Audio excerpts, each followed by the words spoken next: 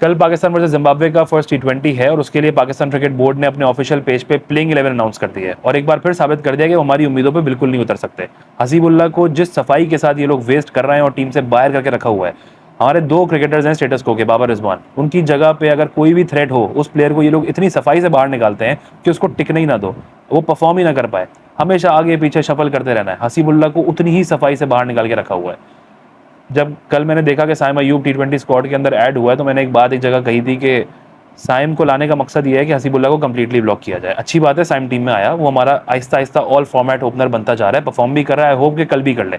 लेकिन साइम को लाने का मकसद हसीब को बाहर करना ही था, क्योंकि हसीब तो ऑलरेडी स्क्वाड में था ना, तो वो तो बनता था ओपन करना और रिजवान की एब्सेंस में हसीब की जगह बनती है। लेकिन साइम को लेकर आ गए क्योंकि साइम ऑलरेडी जो है ना वो एक गले पड़ चुका है, हमारे सारे स्टेटस को के जितने प्लेयर्स हैं ना उनके गले पड़ गए। अब वो हर फॉर्मेट में जगह बना रहा है। अगर हसीबुल्ला ही परफॉर्म कर देता है तो फिर साइम और हसीबुल्ला दोनों जो है कहीं ना कहीं अपनी जगह पक्की कर सकते हैं और सबसे पहले आपके दोनों एंकर प्लेयर्स की जगह खतरे में पड़ जाएगी, दोनों ओपनर से। इसीलिए हसीबुल्ला को बाहर करके रखो। चलो साइम कहीं ना कहीं एडजस्ट हो जाएगा हर फॉर्मेट में, साइम को खिला लो, हसीबुल्ला को बाहर रखो।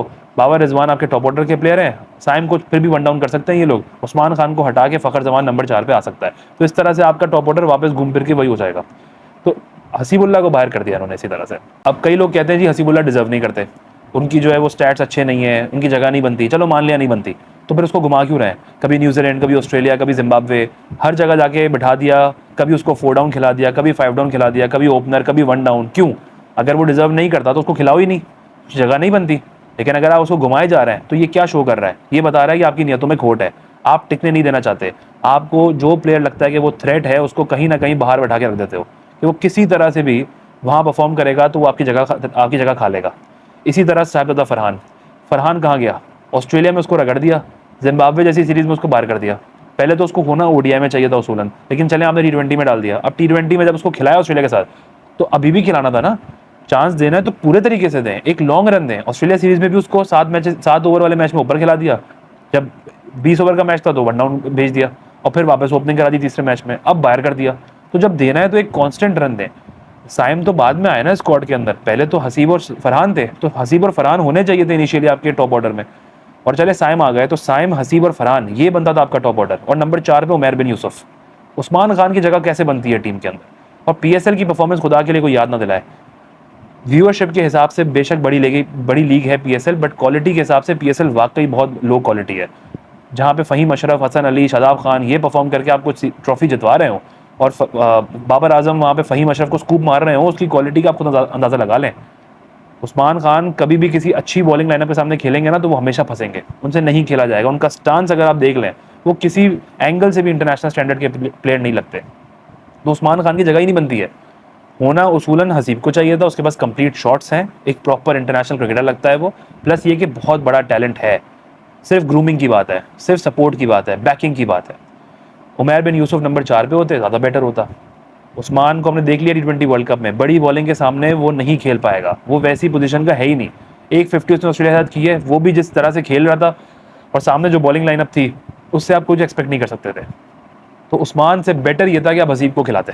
अच्छा, नथिंग अगेंस्ट तैयब ताहिर, तैयब ताहिर एक बहुत अच्छे क्रिकेटर हैं, लेकिन वो अपनी जगह टी20 से पहले ओडीआई में डिजर्व करते हैं, पर ओडीआई से ज़्यादा उनको प्रेफर किया जा रहा है टी20 में ओवर हसीबुल्ला।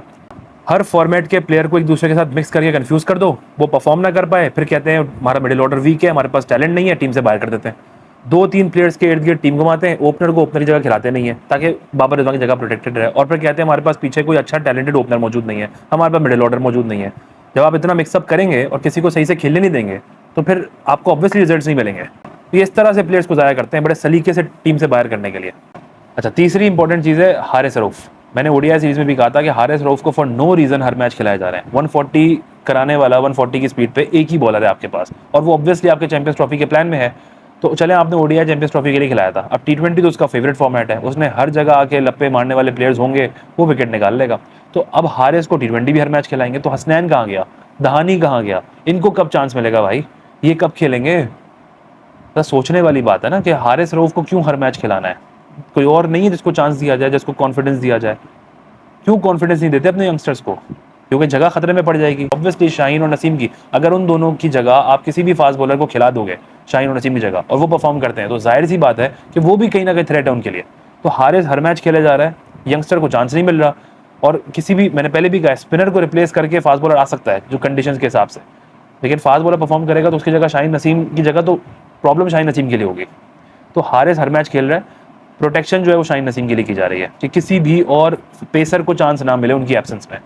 इसी तरह रिजवान की एब्सेंस में हसीब को चांस ना मिले, उस्मान को मिल जाए क्योंकि उस्मान कोई थ्रेट नहीं है। उस्मान नंबर 4 पे खेला है, नंबर 4 पे फ़खर जमान मोस्ट लाइकली उसको रिप्लेस कर सकता है क्योंकि फ़खर को भी ओपन कराएंगे नहीं, तो रिजवान के लिए अगेन नंबर 4 वाला कोई थ्रेट नहीं है। प्लस अगर उस्मान होता भी तो उस्मान की पोजीशन ऐसी है ही नहीं, जिस स्टांस में खेलता है वो जगह बना ही नहीं सकता अपनी, बहुत ही पैथेटिक क्रिकेटर है ऑनेस्टली, इंटरनेशनल लेवल का नहीं है।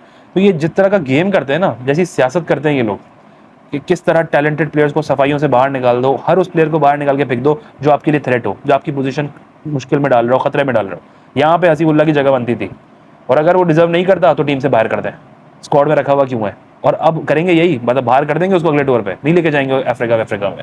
वहाँ पे जाहिर है कहेंगे फुल टीम चाहिए, फुल स्ट्रेंथ चाहिए, तो वहाँ पे आपके पास सारे ये प्लेयर्स आ रहे होंगे, शादाब, बाबर, रिजवान, तो हसीब वहाँ से कहीं छुट्टी हो जाएगी उसकी, फ़खर भी आ जाएगा मोस्ट लाइकली। तो ये जो ज्यादती है ना यंगस्टर्स के साथ, उनके पूरे करियर को खाने वाली, और फिर कहते हैं टैलेंट नहीं है। भाई ये ना बोलना कि बाबर रिजवान के अलावा हमारे पास कोई पीछे बैकअप ओपनर नहीं है, बैठे हुए हैं, आप खिला नहीं रहे, आप ग्रूम नहीं कर रहे, आप उनको सपोर्ट नहीं कर रहे, आप उनको बैक नहीं कर रहे, तो कोई ये ना कहे जी पीछे टैलेंट नहीं है, यही हमारा बेस्ट पॉसिबल ओपनिंग पेयर है। मसला वही है, रेस में 2 ही बंदे दौड़ेंगे तो उन्हीं दोनों ने फर्स्ट सेकंड आना है, आप तीसरे को चांस ही नहीं दे रहे हो कि वो दौड़े, उसको उसके पाँव बांध के कहते हो दौड़ो, कैसे दौड़ेगा वो। तो स्टूपिड डिसीजन है ना ये सारे हमारे क्रिकेट बोर्ड के। और अब वही बात है, आकिब जावेद के आने से भी कोई फर्क नहीं पड़ना। ये बात मैंने तब भी कही थी जब हम इंग्लैंड से सीरीज जीत गए थे, और अभी भी यही बात कह रहा हूँ। ये सिर्फ एक पॉपुलर डिसीजंस थे उनके जो उन्होंने ले लिए और अपनी जगह पक्की कर ली उन्होंने भी, ये बात है सारी। मुझे सलमान अली आगा का समझ में नहीं आता कि उन पर किसने और क्यों शफकत का हाथ रखा हुआ है कि उन्होंने अपने T20 करियर का आगाज़ एज अ वाइस कैप्टन किया और 3rd T20 मैच में वो कैप्टन बन गए। अगेन वो हम सबको पसंद है, लॉन्गर फॉर्मेट का प्लेयर है, अच्छा प्लेयर है, दिलेर है, लेकिन T20 में नहीं बनती जगह तो नहीं बनती। वैसे ही 2 एंकर प्लेयर सोलिडेट करने पड़ रहे थे, तीसरे को कैप्टन बना दिया। मतलब हर दफ़ा ऐसा होता है जिसकी जगह नहीं बनती वो कैप्टन हो जाता है, और वो ऊपर से एंकर प्लेयर होता है हमारा, जो ओल्ड स्कूल ऑफ थॉट से खेल रहा होता है।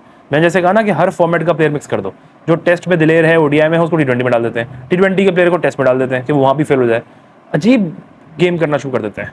तो 100 बात की एक बात है कि जब तक आप अपनी नीयतें साफ नहीं करेंगे, मेरिट पे सिलेक्शन नहीं करेंगे, लोगों के करियर खाना बंद नहीं करेंगे ना, तो लॉन्गर रन पे आपको प्रॉब्लम्स होती चली जाएंगी। अभी तो चले फिर जिम्बाब्वे है, लेकिन बड़ी टीम आएगी ना, तो सबसे पहले यही एंकर प्लेयर्स आपको फंसाएंगे जिनकी जगह पक्की करने के लिए आप यंगस्टर्स को कॉम्प्रोमाइज़ कर रहे हैं। बाबर, रिजवान, आगा, सलमान, ये सब आपको बड़े मैचेस में प्रॉब्लम करके देंगे क्योंकि ये तीनों एंकर प्लेयर्स हैं, और इनकी जगह आप आराम से कोई ना कोई talented youngster modern day style का प्लेयर खिला सकते हो। टैलेंट बैठा हुआ है, खिला आप नहीं रहे क्योंकि नीयत में खोट है।